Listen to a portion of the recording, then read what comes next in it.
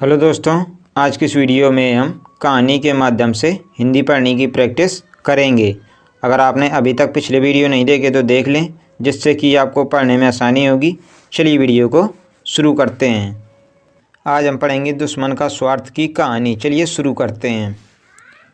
एक पर्वत के समीप बिल में मंदविस नामक एक बूढ़ा सांप रहता था।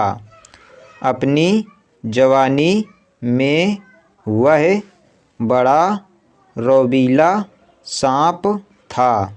जब वह लहराकर चलता तो बिजली सी कौंध जाती थी, पर बुढ़ापा तो बड़े बड़ों का तेज हर लेता है। बुढ़ापे की मार से मंदविस का शरीर कमज़ोर पड़ गया था। उसके विषदंत हिलने लगे थे और फुफकारते हुए दम फूल जाता था। जो चूहे उसके साए से भी दूर भागते थे, वे अब उसके शरीर को फांदकर उसे चिढ़ाते हुए निकल जाते। पेट भरने के लिए चूहों के भी लाले पड़ गए थे। मंदविस इसी उधेड़ बुन में लगा रहता कि किस प्रकार आराम से भोजन का स्थायी प्रबंध किया जाए। एक दिन उसे एक उपाय सूझा और उसे आजमाने के लिए वह दादुर सरोवर के किनारे जा पहुंचा। दादुर सरोवर में मेंढकों की भरमार थी। वहाँ उन्हीं का राज था। मंदविस वहाँ इधर उधर घूमने लगा। तभी उसे एक पत्थर पर मेंढकों का राजा बैठा नजर आया। मंदविस ने उसे नमस्कार किया। महाराज की जय हो। मेंढकराज चौंका। तुम तो हमारे बैरी हो। मेरी जय का नारा क्यों लगा रहे हो? मंदविस विनम्र स्वर में बोला। राजन, वे पुरानी बातें हैं। अब तो मैं आप मेंढकों की सेवा करके पापों को धोना चाहता हूँ, श्राप से मुक्ति चाहता हूँ। ऐसा ही मेरे नागगुरु का आदेश है। मेंढकराज ने पूछा। उन्होंने ऐसा विचित्र आदेश क्यों दिया? मंदविस ने मनगढ़ंत कहानी सुनाई। राजन, एक दिन मैं एक बगीचे में घूम रहा था। वहाँ कुछ मानव बच्चे खेल रहे थे। गलती से एक बच्चे का पैर मुझ पर पड़ गया और बचाव वश मैंने उसे काटा और वह बच्चा मर गया। मुझे सपने में भगवान श्री कृष्ण नजर आए और श्राप दिया कि मैं वर्ष समाप्त होते ही पत्थर का हो जाऊंगा। मेरे गुरुदेव ने कहा कि बालक की मृत्यु का कारण बन मैंने कृष्ण जी को रुष्ट कर दिया है, क्योंकि बालक कृष्ण का ही रूप होते हैं।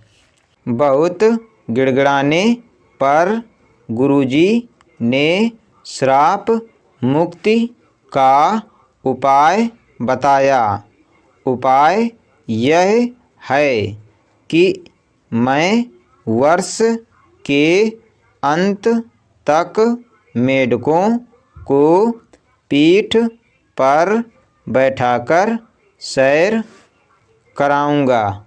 मंदविश की बात सुनकर मेढकराज चकित रह गया। सांप की पीठ पर सवारी करने का आज तक किस मेढक को श्रेय प्राप्त हुआ होगा। उसने सोचा कि यह तो एक अनोखा काम होगा। मेढकराज सरोवर में कूद गया और सारे मेढकों को इकट्ठा कर मंदविश की बात सुनाई। सभी मेढक भौचक्के रह गए। एक बूढ़ा मेढक बोला, मेढक एक सर्प की सवारी करे, यह एक अद्भुत बात होगी।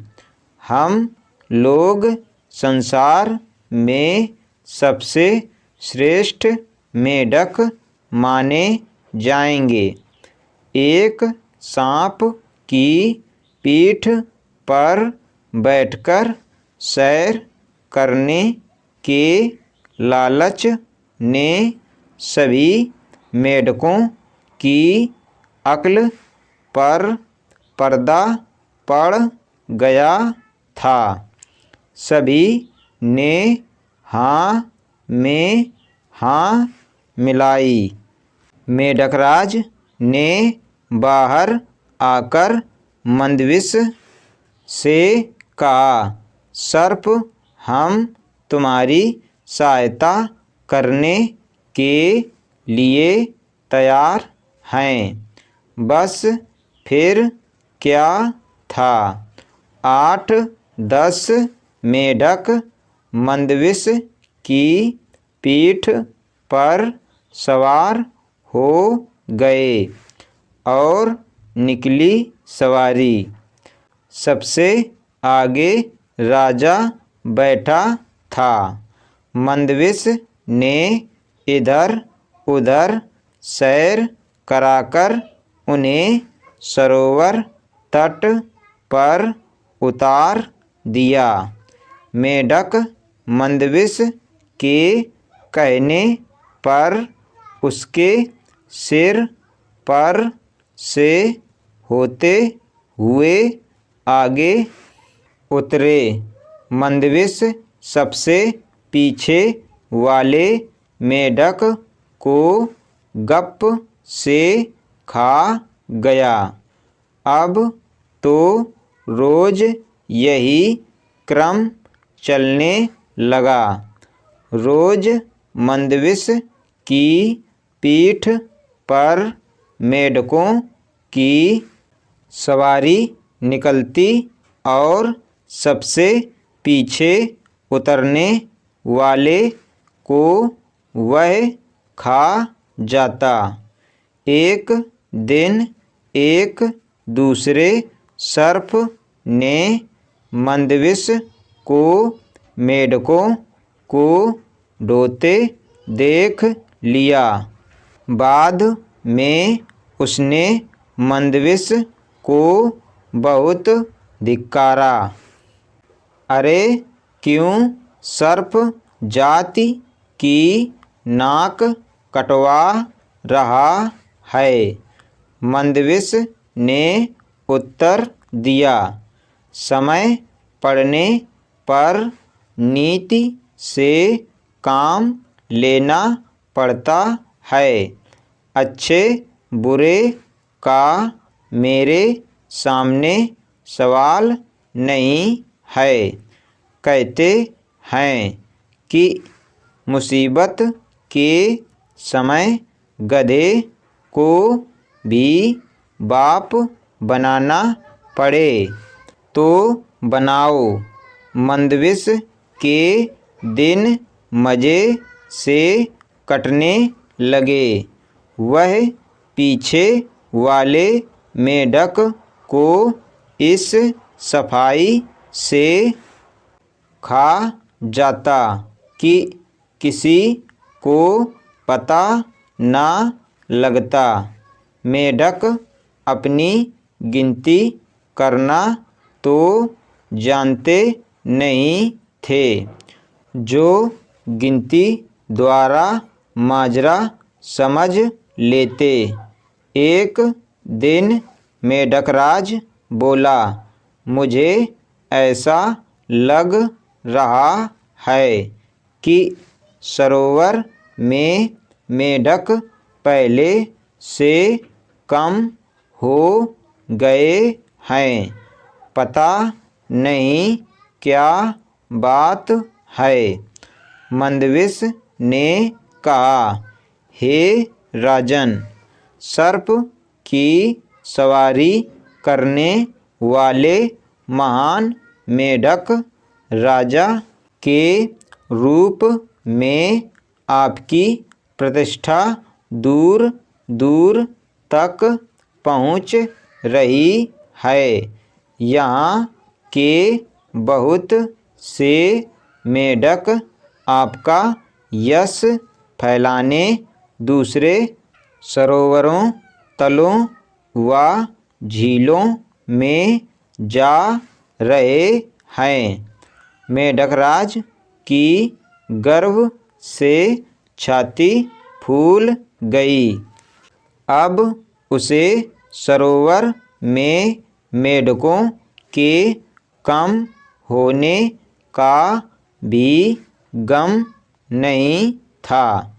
जितने मेढक कम होते जाते वह यह सोचकर उतना ही प्रसन्न होता कि सारे संसार में उसका झंडा गड़ रहा है।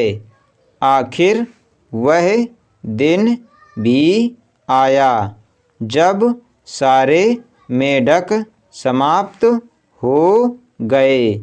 केवल मेढकराज अकेला रह गया।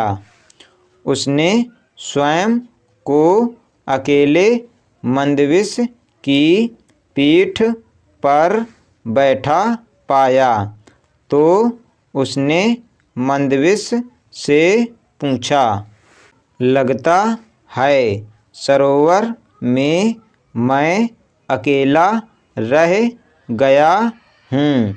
मैं अकेला कैसे रहूँगा? मंदविस मुस्कुराया, राजन, आप चिंता ना करें। मैं आपका अकेलापन भी दूर कर दूँगा।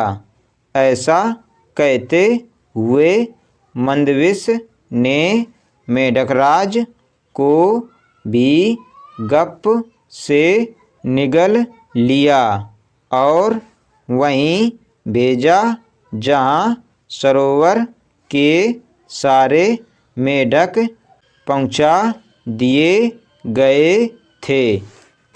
शिक्षा। शत्रु की बातों पर विश्वास करना अपनी मौत को दावत देना है। आज मैंने पढ़ा दुश्मन का स्वार्थ की कहानी। अगर आपको ये वीडियो पसंद आए तो वीडियो को लाइक करें, हमारे चैनल बच्चों की शिक्षा को सब्सक्राइब करें। धन्यवाद।